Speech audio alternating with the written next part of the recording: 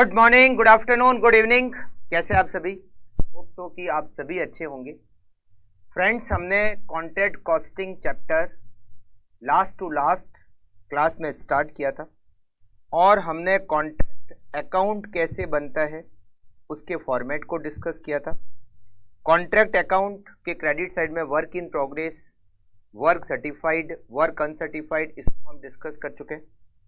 Contract account के debit side में material, labour, depreciation, other expenses, इन सब की कैलकुलेशन कैसे करते हैं हम उसको भी डिस्कस कर चुके हैं। आज हम एक पॉइंट और डिस्कस करने वाले हैं, उस पॉइंट को डिस्कस करेंगे और उसके बाद हम डायरेक्टली क्वेश्चन सॉल्व करना स्टार्ट कर देंगे। ठीक है? अच्छा, एक पॉइंट और क्या है, देखिए, ये जो नोशनल प्रॉफिट होता है, नोशनल प्रॉफिट मतलब प्रॉफिट, बट कॉन्ट्रैक्ट अकाउंट ये कहता है कि ये जो प्रॉफिट है ये पूरा का पूरा प्रॉफिट एंड लॉस अकाउंट में ट्रांसफर नहीं होता। मतलब ये जो आपने मैंने आपको बताया था कि जो प्रॉफिट होता है कॉन्ट्रैक्ट अकाउंट का वो P&L अकाउंट में ट्रांसफर हो जाता है। मतलब हम कॉन्ट्रैक्ट अकाउंट के बाद क्या बनाते हैं? प्रॉफिट एंड लॉस अकाउंट बनाते हैं। तो ये जो कॉन्ट्रैक्ट का प्रॉफिट है ये P&L अकाउंट में ट्रांसफर हो जाता है, मगर ये पूरा का पूरा ट्रांसफर नहीं होता। नोशनल प्रॉफिट का कुछ पोर्शन ही P&L में ट्रांसफर होता है और बाकी का बनता है रिजर्व। रिजर्व किसके लिए? Reserve for contingency. कॉन्ट्रैक्ट में बहुत सारी अनसर्टेनिटी रहती है, तो इसके लिए क्या बनाया जाता है? रिजर्व बनाया जाता है। अब यहाँ पर बात यह है कि इस प्रॉफिट में से, ये जो नोशनल प्रॉफिट हमने अर्न किया है उसमें से कितना P&L में ट्रांसफर करना है और कितना रिजर्व में ट्रांसफर करना है, उसकी कैलकुलेशन कैसे होती है। तो यहाँ पर हमें फिक्स तरीका दे रखा है कि कितना P&L में ट्रांसफर होगा और कितना रिजर्व में ट्रांसफर होगा। तो देखिए, कितना आप नोट करना स्टार्ट कीजिए। Profit transfer to P&L account. कितना प्रॉफिट P&L में ट्रांसफर होगा, हम इसकी कैलकुलेशन कैसे करते हैं? First, if work certified is less than 25% of contract price. अगर हमारा वर्क सर्टिफाइड कॉन्ट्रैक्ट प्राइस के 25% से भी कम है, अगर वर्क सर्टिफाइड कॉन्ट्रैक्ट प्राइस के 25% से भी कम है, अमाउंट ट्रांसफर टू P&L। तो P&L में कितना ट्रांसफर होगा? Amount transfer to P&L equals to nil. अगर हमारा वर्क सर्टिफाइड कॉन्ट्रैक्ट प्राइस के 25% से भी कम है तो हम P&L में कुछ भी ट्रांसफर नहीं करेंगे। मतलब जितना भी नोशनल प्रॉफिट है वो रिजर्व में ट्रांसफर हो जाएगा। जितना भी नोशनल प्रॉफिट है वो रिजर्व में ट्रांसफर हो जाएगा, कुछ भी P&L में ट्रांसफर नहीं होगा। इफ वर्क सर्टिफाइड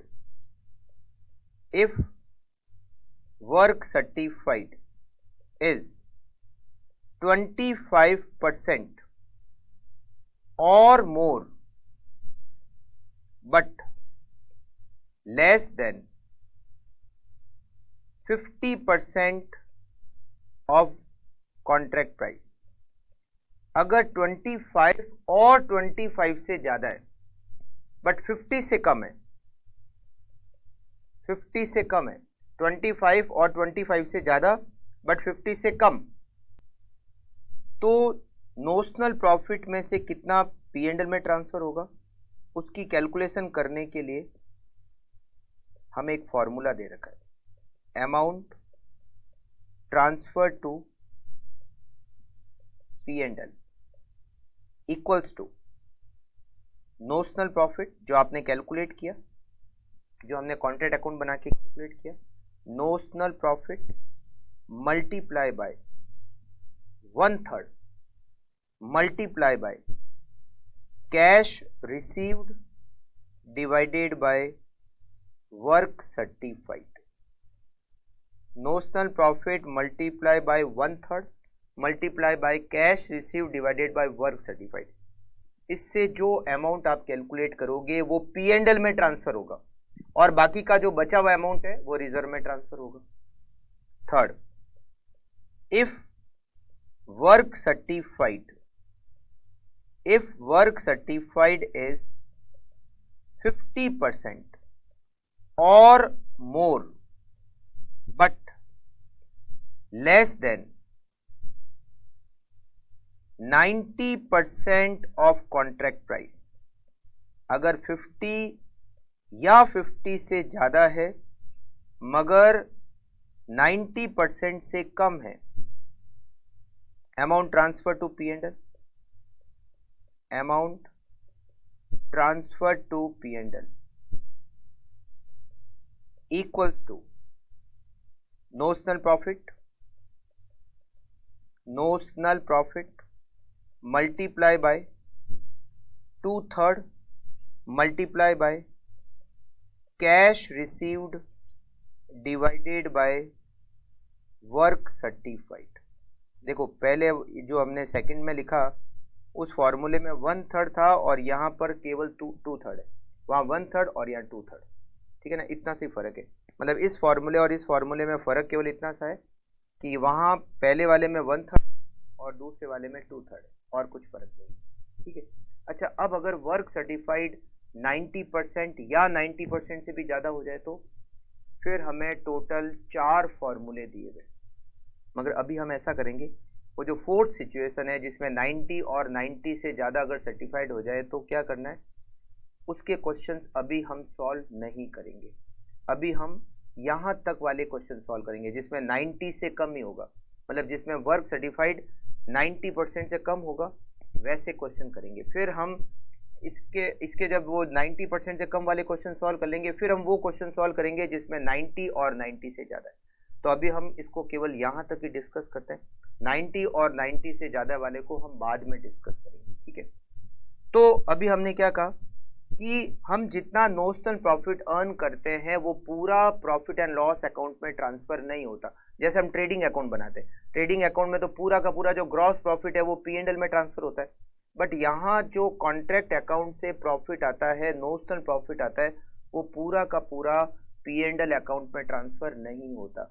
उसका कुछ पोर्शन P&L में ट्रांसफर होता है और रिमेनिंग रिजर्व में ट्रांसफर होता है. उस रिजर्व का क्या करना है आगे जाके हम डिस्कस करेंगे कि उस रिजर्व का करना क्या है. अभी हम यहाँ तक कर रहे हैं कि नोशनल प्रॉफिट का कुछ पोर्शन ही P&L में ट्रांसफर होता है, बाकी का रिजर्व में ट्रांसफर हो जाता है. ठीक है. अच्छा, कितना अमाउंट ट्रांसफर होगा ये डिपेंड करता है कि वर्क सर्टिफाइड कॉन्ट्रैक्ट प्राइस का कितना परसेंट है. If work certified is less than 25% of contract price तो P&L में कुछ भी ट्रांसफर नहीं होगा. जितना भी आपका नोशनल प्रॉफिट है वो पूरा का पूरा रिजर्व में ट्रांसफर हो जाएगा. इफ वर्क सर्टिफाइड इज 25% और more than 25% but less than 50% तो जो अमाउंट P&L में ट्रांसफर होगा उसकी कैलकुलेशन क्या फॉर्मूला है, notional profit multiply bye 1/3 multiply by cash received divided by work certified. If work certified is 50 और more than 50 but less than 90% of contract price तो 1/3 की जगह 2/3 notional profit multiply by 2/3 multiply by cash received divided by work certified. तो अभी तक हम यहाँ तक क्वेश्चन करेंगे. इसके आगे के क्वेश्चन जहाँ 90 और 90 से भी ज़्यादा हो जाए तो फिर आगे के हम बाद में क्वेश्चन उसको डिस्कस भी बाद में करेंगे, उसके क्वेश्चन भी हम बाद में करेंगे. ठीक है.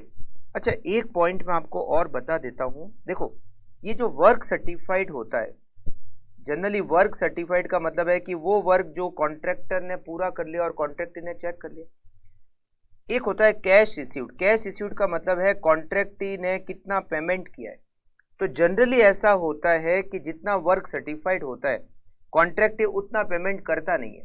कर तो सकता है बट जनरली करता नहीं है. फॉर एग्जांपल, वर्क सर्टिफाइड हो रखा है 10 लाख रुपीस और कॉन्ट्रैक्टी ने अभी तक 8 लाख ही पे किया है. मतलब कॉन्ट्रैक्टी ने 80% का पेमेंट कर दिया। 10 लाख रुपीज वर्क सर्टिफाइड, उसने 80% पेड कर दिया विच इज 8 लाख रुपीज। तो ये जो रिमेनिंग 2 लाख रुपीज है, ये जो रिमेनिंग 2 लाख रुपीज है, इसको हम कहते हैं रिटेंशन मनी। क्या कहते हैं? रिटेंशन मनी कहते हैं। Work certified minus cash received equals to retention money. तो आप नोट कर लीजिए रिटेंशन मनी क्या होती है। रिटेंशन मनी, इसमें आप लिखिए work certified minus cash received. Work certified minus cash received is called retention money. ठीक है। तो फ्रेंड्स मोस्टली जो भी पॉइंट अभी हमें डिस्कस करने थे हम कर चुके। अभी हम कॉन्ट्रैक्ट अकाउंट बना रहे हैं कौन सा? फर्स्ट ईयर का, सेकेंड ईयर का, लास्ट ईयर का कैसे बनता है वो आगे हम डिस्कस करेंगे। अभी हम बना रहे हैं कॉन्ट्रैक्ट अकाउंट फर्स्ट ईयर का। ठीक है, चलिए तो अब हम सीधे चलते हैं क्वेश्चंस की दुनिया में। ठीक है, आप नोट्स में देखिए क्वेश्चन नंबर 1, और ये क्वेश्चन नंबर 1 मैंने कहाँ से ले रखा है? आपके स्टडी मॉड्यूल से ले रखा है। क्वेश्चन नंबर 1 मैंने ले रखा है स्टडी मॉड्यूल से। स्टार्ट करें, चलिए। A firm of builder carrying out large contract kept in contract ledger, separate account for each contract on 30th June 2022. The following were shown as being the expenditure in connection with contract number 555. Contract number दे रखा है 555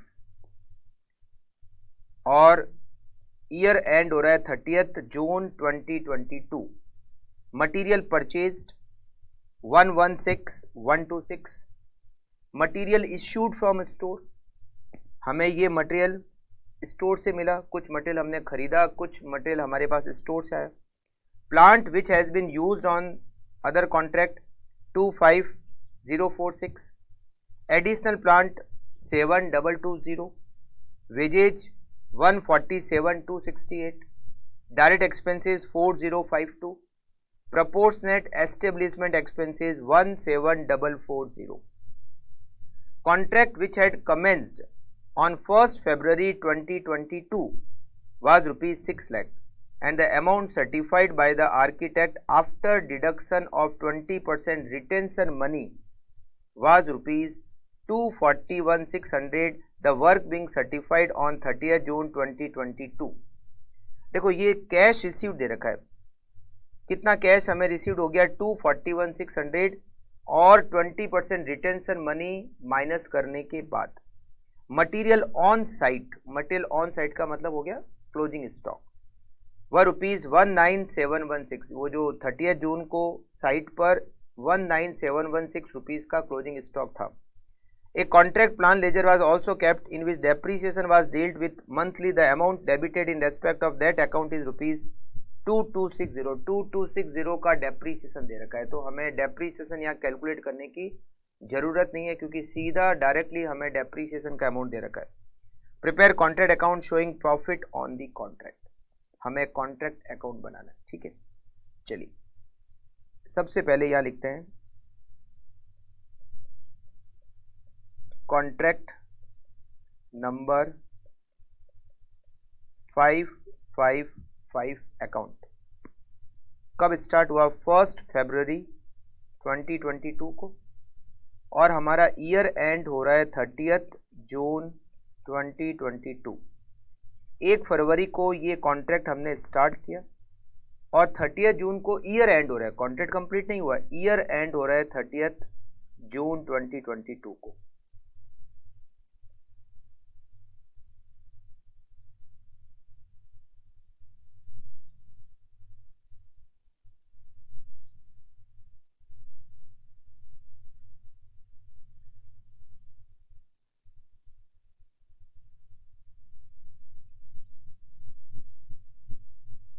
चलिए start करें, contract account बनाते हैं। सबसे पहले हम यहां पर लिखते हैं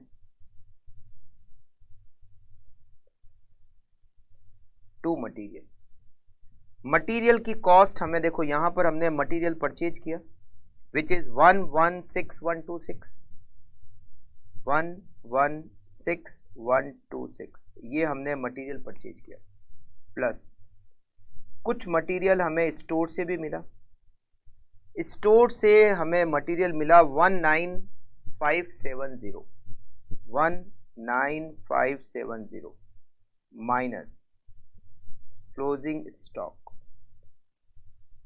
जब 30 जून को ईयर एंड हुआ तो हमारे क्लोजिंग स्टॉक की वैल्यू दे रखी है 19716, 19716। इसके अलावा मटेरियल के बारे में और कोई इंफॉर्मेशन हमें नहीं दे रखी है, तो मटेरियल की कॉस्ट कैलकुलेट कर सकते हैं।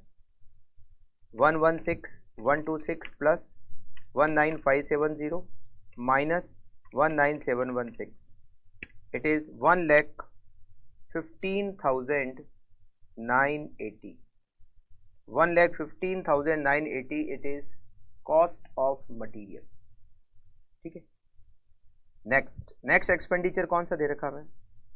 देखो ये प्लांट का डायरेक्टली हमें क्वेश्चन में सीधा डेप्रीसिएशन ही दे रखा है, तो कोई दिक्कत ही नहीं, सीधा डेप्रीसिएशन लिख देते हैं, टू प्लांट डेप्रीसिएशन। अब प्लांट कितने का था हमें उससे मतलब नहीं, क्योंकि हमें डेप्रीसिएशन डायरेक्टली क्वेश्चन में दे रखा है विच इज 2260 का depreciation.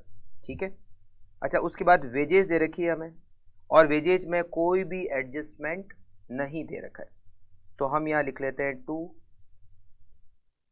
Wages, it is 147,268, 147,268।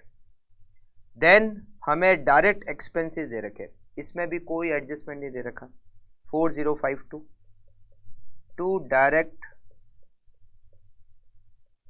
Expenses 4052। Then हमें एस्टेब्लिशमेंट एक्सपेंसेस दे रखे और इसमें भी कोई एडजस्टमेंट नहीं दे रखा है, to establishment expenses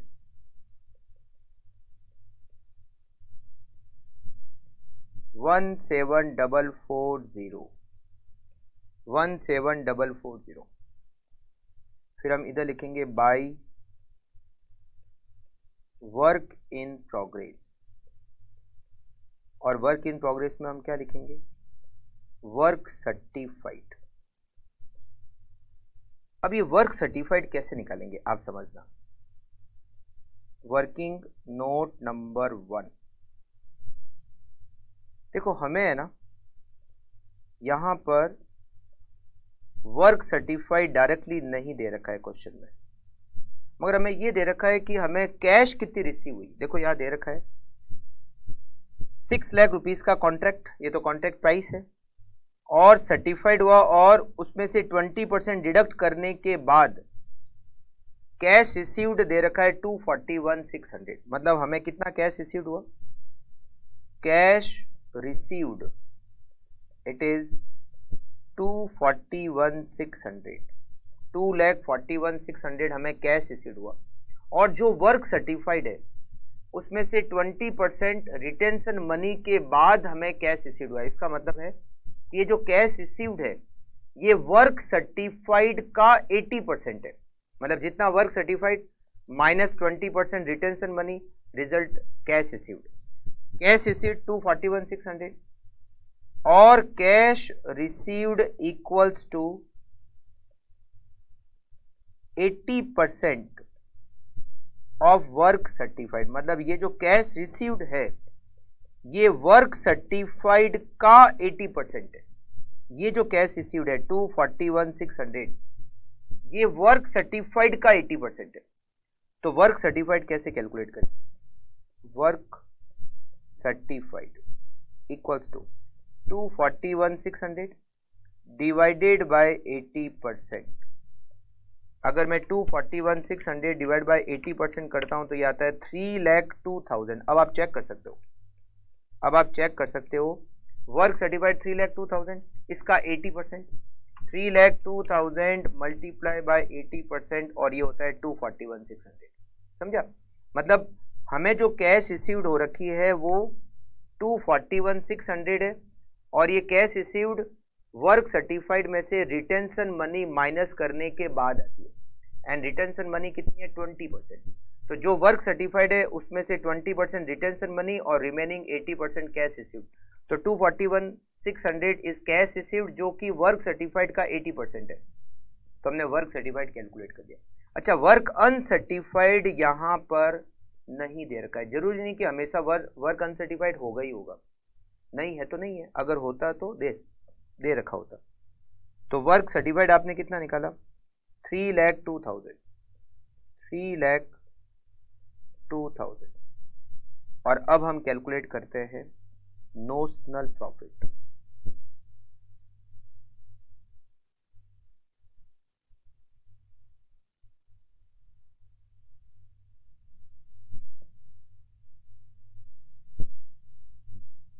to notional profit,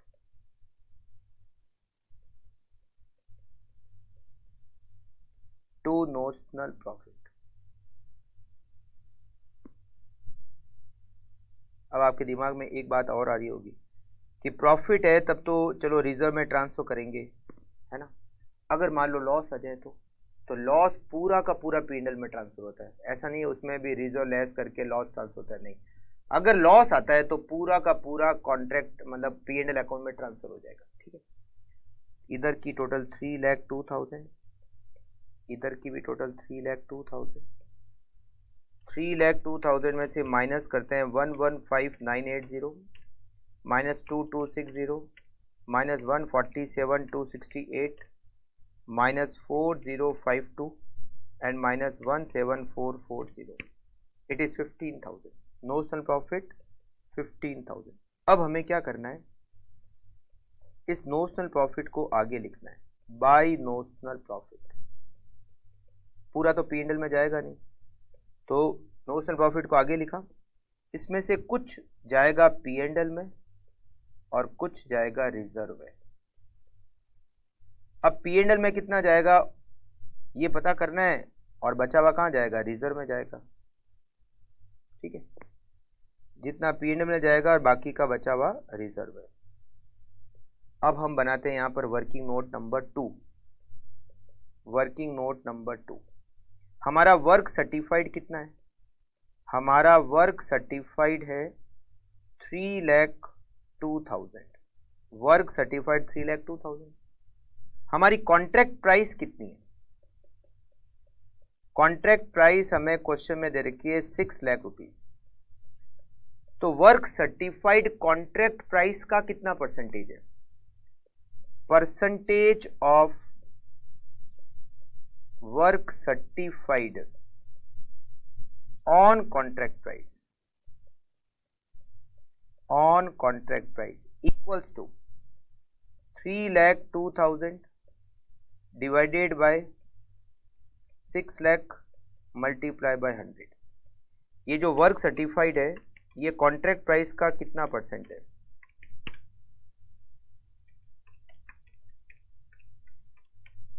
$50.33 मतलब क्या हो गया 50 और 50 से ज्यादा बट 90% से कम। अगर ऐसा होता है तो पीएनएल में कितना जाएगा, amount transfer to PNL, amount transfer to PNL equals to notional profit, notional profit multiply by 2/3, 1/3 नहीं 2/3, 50 और 50 से ज्यादा वहां पर 2/3 लगेगा, multiply by cash received divided by work certified, work certified. Notional profit कितना है, नोशनल प्रॉफिट हमने कैलकुलेट किया 15,000, मल्टीप्लाई क्या करना है 2/3, मल्टीप्लाई बाय कैश रिसीव्ड कितना है 241,600 और वर्क सर्टिफाइड कितना है 3,02,000। तो कैलकुलेट कीजिए 15,000 multiply by 2 divide by 3 divided by 3,02,000 multiply by 241,600, 8,000 PNL में ट्रांसफर होगा, 8,000 पीएनएल में ट्रांसफर। तो हम क्या करेंगे, हम यहाँ से P&L में ट्रांसफ़र करेंगे 8,000 और रिमेनिंग जो 7,000 है उसको हम रिजर्व में ट्रांसफ़र करेंगे और ये हमारा कॉन्ट्रैक्ट अकाउंट हो गया कंप्लीट। ठीक है, तो आप फटाफट से इसको कंप्लीट कर लीजिए जहाँ जहाँ पर भी कुछ पेंडिंग रह गया। फिर हम बढ़ते हैं नेक्स्ट क्वेश्चन की तरफ।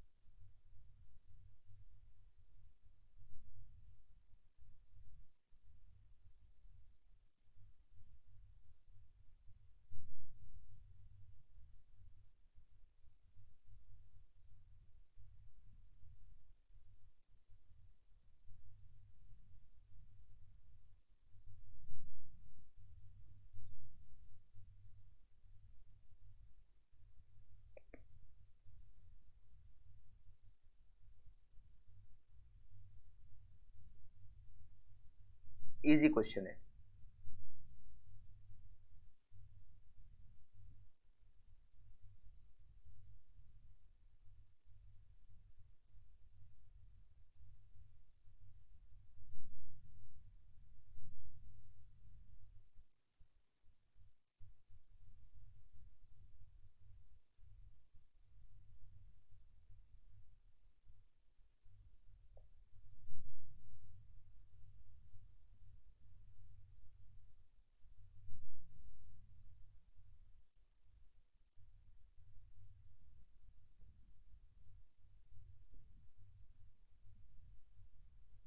अच्छा, एक यहाँ पर और कैलकुलेशन की जा सकती है। मान लो ये हम जो लिखते हैं ना, cash received divided by work certified, ये आपने लिखा है और आपने क्या लिखा, इसका अमाउंट लिखा 241,600 डिवाइड बाय 3,02,000, ऐसा किया। हम इसकी जगह पर ऐसा भी कर सकते थे। देखो नोशनल प्रॉफिट कितना है 15,000, मल्टीप्लाई कितना 2/3, मल्टीप्लाई बाय, फिर क्या करता है cash received upon work certified. आपने लिखा 241,600 अपॉन 3,02,000, इसकी जगह हम परसेंटेज भी लिख सकते हैं। कैश रिसीव्ड वर्क सर्टिफाइड का 80% है, कैश रिसीव्ड वर्क सर्टिफाइड का कितना है 80%, तो आप यहां पर 80% भी कर सकते हो, मल्टीप्लाई बाय 80%। 80% को ऐसे लिखोगे 80 अपॉन 100, सेम रिजल्ट आपको मिलेगा 8,000। मतलब अगर आपको कैश रिसीव्ड का अमाउंट नहीं भी पता हो, वर्क सर्टिफाइड का अमाउंट नहीं भी पता हो, तो भी आप 80%, बस आपको ये पता होना चाहिए कि कैश रिसीव्ड वर्क सर्टिफाइड का कितना परसेंट है, आप ऐसा भी कर सकते हो। ठीक है, चलिए अब हम देखते हैं नेक्स्ट क्वेश्चन, क्वेश्चन नंबर 2, और ये क्वेश्चन आपका दिसंबर 2008 अटेम्प्ट में आ चुका है। Following was the expenditure on a contract for rupees 12 lakh commenced in January 2008. Material 2,40,000, wages 328, plant 40,000 and overhead 17,200. Cash received on account of the contract up to 31st December was rupees 4,80,000. 4,80,000 is cash received, ये cash received है और ये work certified का 80% है, तो हम इससे work certified निकाल सकते हैं। ये जो 4,80,000 है ये वर्क सर्टिफाइड का 80% है, तो वर्क सर्टिफाइड कैसे कैलकुलेट करेंगे, 4,80,000 डिवाइडेड बाय 80%, तो ये अमाउंट आपको मिलेगा 6 lakh, work certified 6 lakh. Material in hand, material eight site दिया हुआ है 20,000, प्लांट पे 20% डेप्रीसिएशन चार्ज करना है, कॉन्ट्रैक्ट अकाउंट बनाना है। अच्छा, इस क्वेश्चन में भी वर्क अनसर्टिफाइड के बारे में कहीं कुछ भी दिया हुआ नहीं है, नहीं है तो नहीं है। ठीक है, चलिए बनाते हैं कॉन्ट्रैक्ट अकाउंट। कॉन्ट्रैक्ट नंबर यहां नहीं दिया हुआ है तो कॉन्ट्रैक्ट अकाउंट 1 जनवरी 2008 को स्टार्ट हुआ और ईयर एंड हो रहा है 31 दिसंबर 2008। ठीक है, कॉन्ट्रैक्ट अकाउंट 1 जनवरी 2008 से ये स्टार्ट हुआ और ईयर एंड 31 दिसंबर 2008।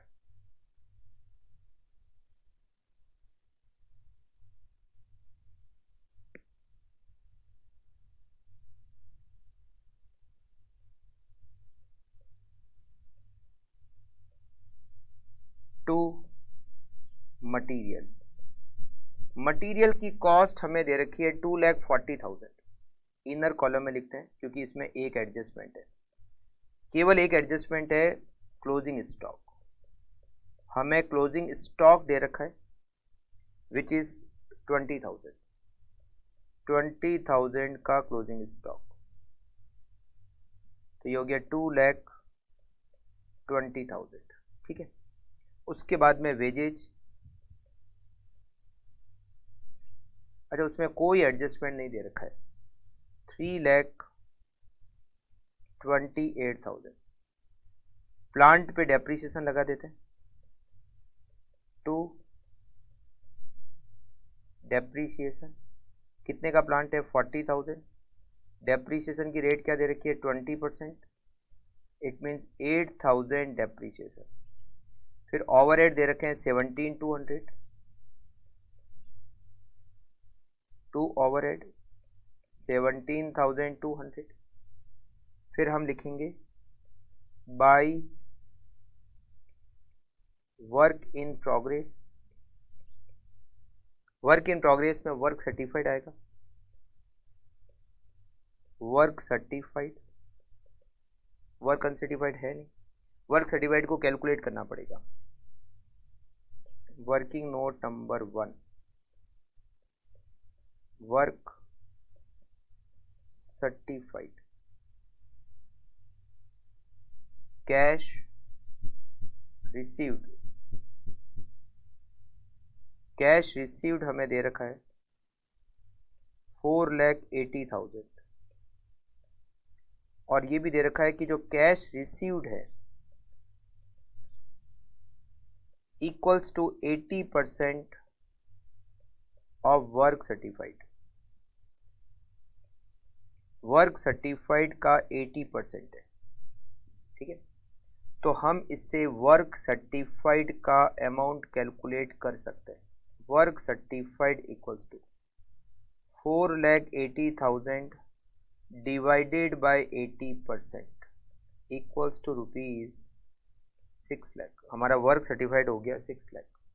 ठीक है, वर्क अनसर्टिफाइड तो है नहीं, तो यहाँ पर हम वर्क सर्टिफाइड का अमाउंट लिख लेते हैं 6 लाख। उसके बाद हम यहाँ पर नोशनल प्रॉफिट की कैलकुलेशन करेंगे।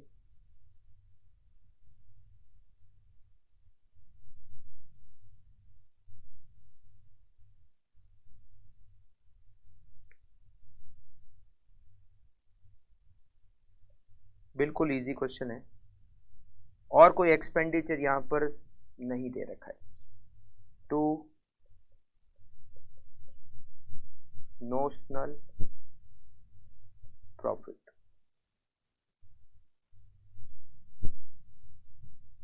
हम नोशनल प्रॉफिट की कैलकुलेशन करेंगे 6 लाख में से माइनस करेंगे 2,20,000, 3,28,000, 8,000 and 17,200, 26,800, 26,800 notional profit by notional profit, by notional profit 26,800 to P&L account और टू रिजर्व। रिजर्व में जाएगा बैलेंसिंग फिगर। अब कितना P&L में जाएगा और कितना रिजर्व में, तो पहले P&L में कितना जाएगा इसके लिए फॉर्मूला अप्लाई करना पड़ेगा। हमारा वर्क सर्टिफाइड कितना है 6 lakh. Working note number second, हमारा जो वर्क सर्टिफाइड है वो है 6 लाख। और हमारी जो कॉन्ट्रैक्ट प्राइस है वो आपको फर्स्ट लाइन में दे रखा है 12 लाख रुपीज। हमारा जो कॉन्ट्रैक्ट प्राइस है वो 12 लाख है। तो work certified, percentage of work certified on contract price 6 lakh divided by 12 lakh multiply by 100, it is 50%। और 50% पे कौन सा फॉर्मूला लगता है? 2/3। 50 पे 2/3, 50 से कम होता तो 1/3, 25 और 25 से ज़्यादा बट 50 से कम 1/3, 50 और 50 से ज़्यादा 2/3, तो 50 2/3 में आता है। Profit taken into P&L account equals to notional profit multiply by 2/3 multiply by cash received divided by work certified। notional profit equals to, हमने कैलकुलेट किया 26,800 multiply by 2/3 multiply by cash received का अमाउंट है 4,80,000 और work certified 6 lakh. इसकी जगह हम 80/100 भी कर सकते हैं। मैंने आपको बताया ये वाला जो आपने लिखा है ना, इसकी जगह हम 80 डिवाइडेड बाय 100, 80% है तो 80 डिवाइड बाय 100 भी कर सकते हैं। Equals to 26,800 multiply by 2 divide by 3, it is 14293, 14293। ठीक है, चलिए अब हम ये अमाउंट लिख देते हैं P&L अकाउंट में और बचा हुआ रिजर्व में। तो 26,800 इसमें से हम रिजर्व में कितना ट्रांसफर करेंगे? 26,800 माइनस 14293 हम रिजर्व में ट्रांसफर करेंगे 12507 and it is end of this question. बहुत इजी क्वेश्चन था, सेकंड क्वेश्चन बहुत इजी क्वेश्चन था। ठीक है, आप फटाफट से इसको कंप्लीट कर लीजिए।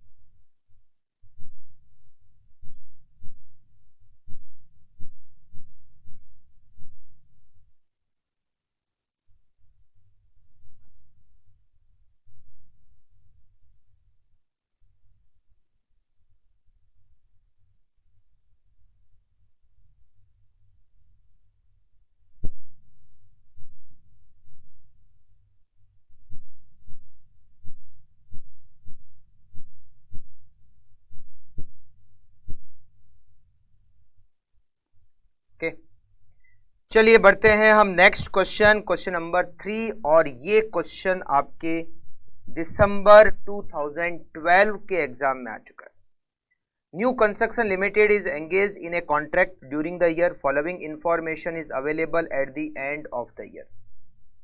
Contract price 6 lakh, material delivered direct to site 1,20,000, material issued from store 40,000, labour का payment 1,40,000, Plant installed at site 80,000. Direct expenses 60,000.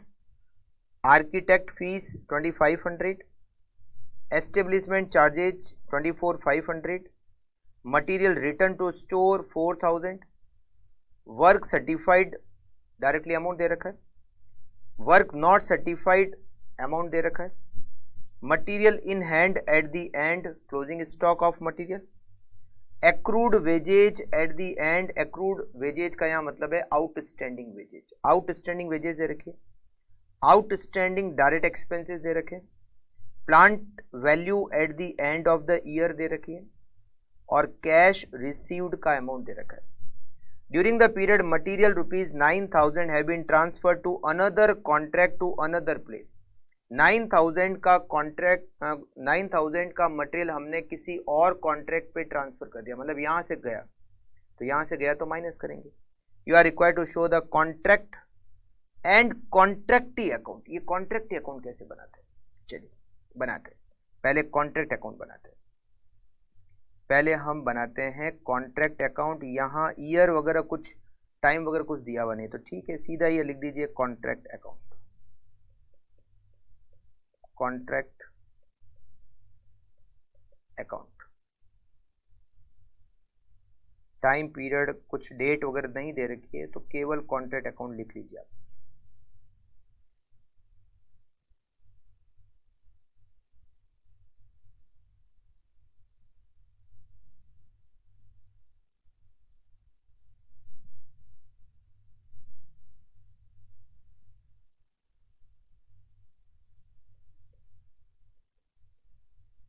सबसे पहले हम यहां पर लिखते हैं to material.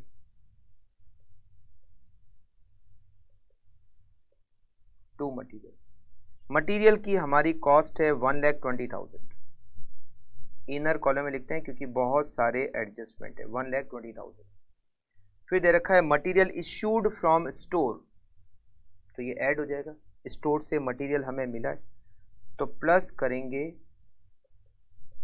Store 40,000. Then material का पॉइंट हमें दे रखा है material return to store 4,000 minus करेंगे रिटर्न 4,000. फिर एक हमें दे रखा है मटीरियल का क्लोजिंग स्टॉक 22,000 माइनस करेंगे क्लोजिंग स्टॉक 22,000. देन हम यहां पर एक और पॉइंट सबसे लास्ट में जो दे रखा है मटेरियल ट्रांसफर किया हमने दूसरे कॉन्ट्रैक्ट पर तो यहां से माइनस करेंगे ट्रांसफर. माइनस ट्रांसफर किया तो यहां तो कम हो गया ना. 9,000 का मटेरियल हमने दूसरे कॉन्ट्रैक्ट पे ट्रांसफर कर दिया तो 1,20,000 प्लस 40,000 माइनस 4,000 माइनस 22,000 माइनस 9,000. तो मटेरियल की जो कॉस्ट है material consumed it is 1,25,000. Correct. चलिए अब हम देखते हैं नेक्स्ट एक्सपेंडिचर. हमें लेबर दे रखा है 1,40,000 और इसमें एक एडजस्टमेंट दिया हुआ है आउटस्टैंडिंग का तो लिखते हैं टू लेबर और इनर कॉलम में लिखते हैं 1,40,000. इसमें प्लस करेंगे क्लोजिंग आउटस्टैंडिंग. आउटस्टैंडिंग हमें दे रखा है 10,000. वेजेज आउटस्टैंडिंग का अमाउंट दे रखा है 10,000. आउटस्टैंडिंग हम क्या करते हैं ऐड करते हैं 10,000 तो ये अमाउंट हमारा हो गया 1,50,000. फिर हमें नेक्स्ट एक्सपेंडिचर दे रखा है प्लांट. देखो प्लांट कितने का दे रखा है 80,000 का. हमें प्लांट नहीं हमें उसका डेप्रीसिएशन लेना है. अब यहाँ कैसे होगा 80,000 का प्लांट परचेज किया और एक लास्ट में दे रखा है प्लांट की value at the end of the year 65,000. तो यहाँ डेप्रीसिएशन कैसे कैलकुलेट होगा 80,000 का प्लांट खरीदा था और जब ईयर एंड उसकी वैल्यू 65,000 डिफरेंस 15,000 इज डेप्रीसिएशन. तो यहाँ लिखेंगे टू प्लांट डेप्रीसिएशन ब्रैकेट में कर देते हैं 80,000 का हमने प्लांट परचेज किया था, 65,000 उसकी closing value, it means 15,000 is depreciation, correct. अच्छा, इसके आगे आते हैं, डायरेक्ट एक्सपेंसेस दे रखा है 60,000 टू डायरेक्ट एक्सपेंसेस, इसमें एक एडजस्टमेंट दे रखा है, तो इनर कॉलम में लिखते हैं 60,000। इसमें एडजस्टमेंट क्या दे रखा है, यहां दे रखा है डायरेक्ट एक्सपेंसेस आउटस्टैंडिंग 6,000, तो इसमें हम करते हैं प्लस क्लोजिंग आउटस्टैंडिंग 6,000 और आउटर कॉलम में आएगा 66,000, ठीक है। चलिए, अभी तो और बड़ा बनेगा ये।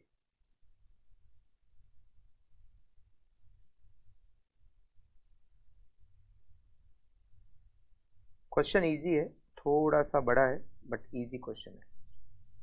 हाँ, आगे देखते हैं। नेक्स्ट हमें यहां पर दे रखा है आर्किटेक्ट फीस 2,500। यहां पर वो आर्किटेक्ट है जो कॉन्ट्रैक्ट ने रखा है, ठीक है। आर्किटेक्ट फीस 2,500, कोई एडजस्टमेंट नहीं दे रखा है, तो आर्किटेक्ट फीस 2,500। एस्टेब्लिशमेंट चार्जेज, इसमें भी कोई एडजस्टमेंट नहीं है, 24,500 to establishment charges.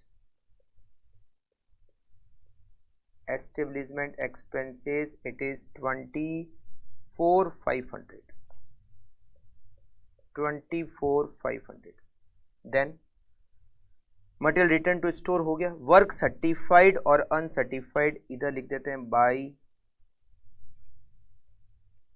Work in progress. Work certified, work uncertified. Work certified दे रखा है 4,20,000, वर्क अनसर्टिफाइड दे रखा है हमें 23,000। ये वर्क सर्टिफाइड हो गया, ये वर्क अनसर्टिफाइड हो गया, ठीक है।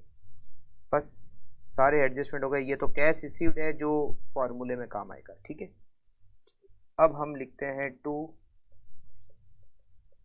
Notional profit.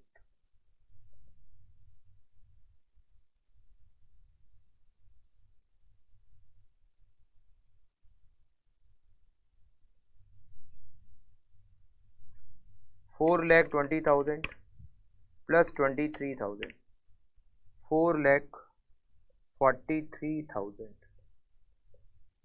देन 1,25,000, 1,50,000, 15,000, 66,000, 2,500 और 24,500। 60,000 हमारा notional profit. Notional profit 60,000 by notional profit 60,000। इसमें से कुछ अमाउंट P&L में ट्रांसफर होगा और कुछ अमाउंट रिजर्व में ट्रांसफर होगा, बैलेंसिंग फिगर।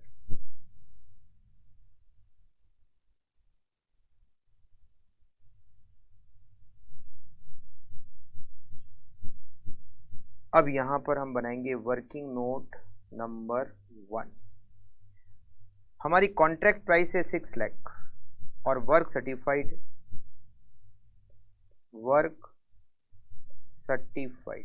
Equals to 4,20,000।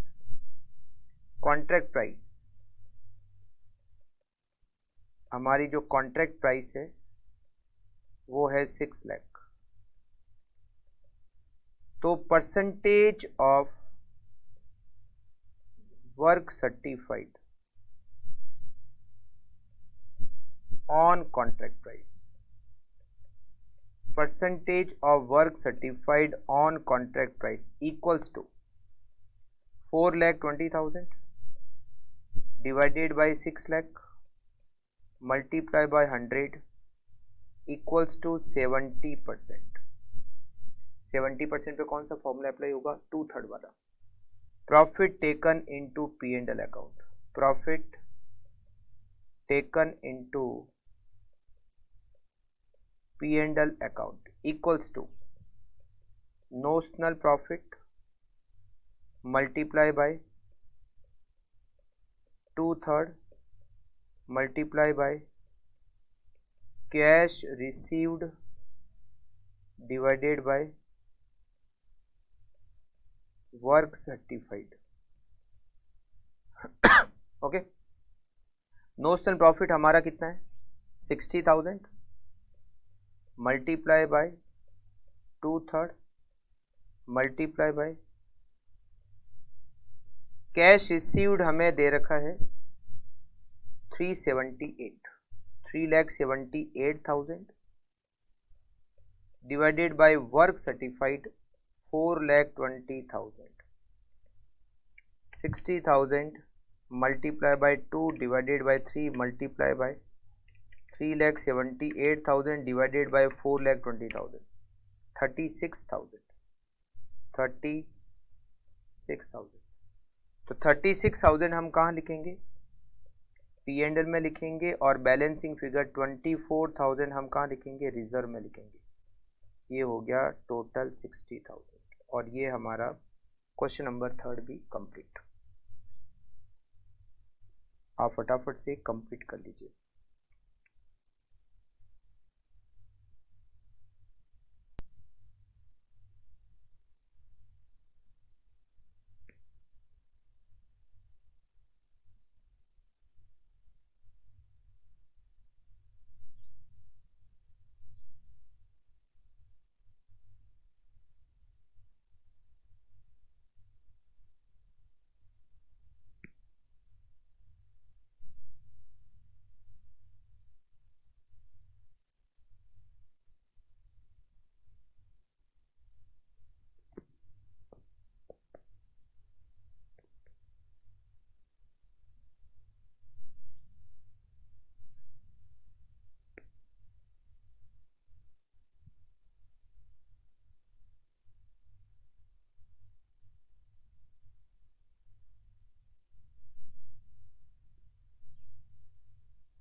इसमें एक आपको कॉन्ट्रैक्ट अकाउंट बनाने के बारे में भी दे रखा है। कॉन्ट्रैक्ट अकाउंट कैसे बनता है फर्स्ट ईयर, वो भी समझना बहुत इजी है। हमें कॉन्ट्रैक्ट का अकाउंट भी बनाना है, तो कॉन्ट्रैक्ट का अकाउंट कैसे बनता है, contract account first year contract account कैसे बनता है।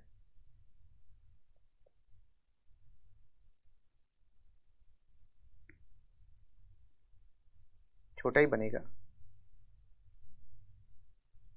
कॉन्ट्रैक्ट से हमें कैश रिसीव्ड हुआ कितना 3,78,000 है ना। तो जब कॉन्ट्रैक्ट से हमें कैश रिसीव्ड हुआ होगा तो हमने उसकी एंट्री की होगी। क्या एंट्री की होगी, bank account debit to contract. तो कॉन्ट्रैक्ट अकाउंट में हम लिखेंगे बाय बैंक, बाय बैंक कितना मिला 3,78,000 और उसको हम यहाँ लिखेंगे to balance carried down, closing balance. ये बैलेंस आगे से आगे कैरी फॉरवर्ड होता जाता है। खत्म कब होता है, सबसे लास्ट ईयर में। तो जितना पैसा मिलता है हम उसको बाई बैंक और फिर उसको लिख देते हैं टू बैलेंस कैरीड डाउन। ये सबसे लास्ट ईयर में एंड होगा। ये अकाउंट कॉन्ट्रैक्ट अकाउंट भी एंड हो जाएगा सबसे लास्ट ईयर में और कॉन्ट्रैक्ट अकाउंट भी एंड हो जाएगा सबसे लास्ट ईयर में। ठीक है, तो ये तो हो गया आपका क्वेश्चन नंबर 3। एक क्वेश्चन मैं आपको देता हूं होमवर्क और वो क्वेश्चन नंबर है 6। क्वेश्चन नंबर 6 आपको होमवर्क में करना है। क्वेश्चन नंबर 6 आपको होमवर्क में करना है। मैं आपको समझा देता हूं। ये जून 2015 के एग्जाम में आया था। ये आपका क्वेश्चन है होमवर्क। मैं पूरा डिस्कस करा देता हूं। A company undertook a contract for construction of a large building complex. The construction work commenced on 1st April and year end 31st March. Material issued to site, ये in 1000 है, तो ये हो गए 7500 इन 1000, मतलब ये हो गए 75 lakh. Material issue to site, ये डेबिट साइड में आएगा। कॉन्ट्रैक्ट प्राइस, ये तो कॉन्ट्रैक्ट अकाउंट में नहीं आता। वर्क सर्टिफाइड क्रेडिट साइड में कॉन्ट्रैक्ट अकाउंट के। Progress payment received, payment received है वो फॉर्मूले में काम आएगा। डायरेक्ट वेजेज पेड, ये expenses side. Plant hire charges expenses side, ये एक्सपेंसेस है, ये भी एक्सपेंसेस है। मटेरियल भी एक्सपेंसेस है। उसके बाद में वेजेज रिलेटेड कॉस्ट, ये भी एक्सपेंसेस है। साइट ऑफिस कॉस्ट, ये भी एक्सपेंसेस है। मटेरियल रिटर्न फ्रॉम स्टोर, ये मटेरियल में से माइनस करना है, ये मटेरियल में से आपको माइनस करना है, ठीक है। डायरेक्ट एक्सपेंसेस, ये भी एक्सपेंसेस है, ठीक है। उसके बाद में हेड ऑफिस एक्सपेंसेस है, ये भी एक्सपेंसेस है। वर्क नॉट सर्टिफाइड, ये तो क्रेडिट साइड में आएगा। WIP में वर्क सर्टिफाइड और वर्क अनसर्टिफाइड दो आता है। प्लानिंग एंड एस्टिमेटिंग कॉस्ट, ये भी एक्सपेंसेस है, ठीक है। अच्छा, कॉन्ट्रैक्टर ओन से प्लांट जिसकी ओरिजिनल कॉस्ट 20 लाख और हमने कॉन्ट्रैक्ट पर पूरे साल भर यूज किया। Residual value after 5 year of life is expected to be 5 lakh. Straight line method of depreciation, आपको मेथड आता है डेप्रिसिएशन का, cost minus scrap value divided by life, है ना, वही मेथड यहाँ काम लेना है। कितने का प्लांट है? 20 लाख का प्लांट है, उसकी स्क्रैप वैल्यू 5 लाख और उसकी लाइफ है 5 साल, तो 1 साल का डेप्रिसिएशन हो गया हमारा 3 लाख। अच्छा, अगर इसको इन 1000 लिखोगे तो 300 लिखोगे। अगर इन 1000 लिखना है तो 300, अगर आप इन 1000 में ले रहे हो सारे डेटा तो 300 हो जाएगा। अगर सब पूरे अमाउंट करके लिख रहे हो तो 3 लाख रुपए, ठीक है। Direct wages due and payable, ये आउटस्टैंडिंग है, आउटस्टैंडिंग वेजेज, इसको क्या करना है? वेजेज में ऐड करना है।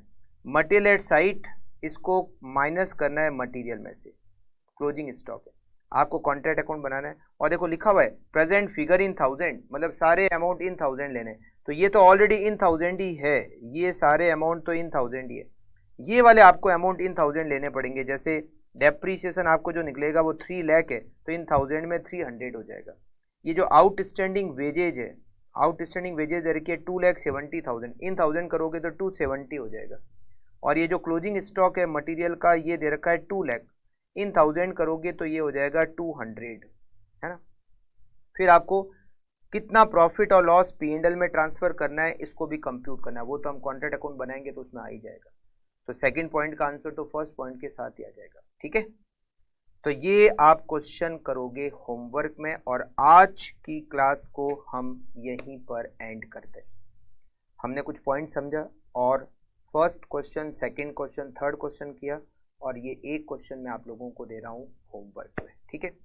नेक्स्ट क्लास में हम पहले इस होमवर्क के क्वेश्चन को चेक करेंगे, उसके बाद आगे के क्वेश्चन और करना स्टार्ट करेंगे, ठीक है।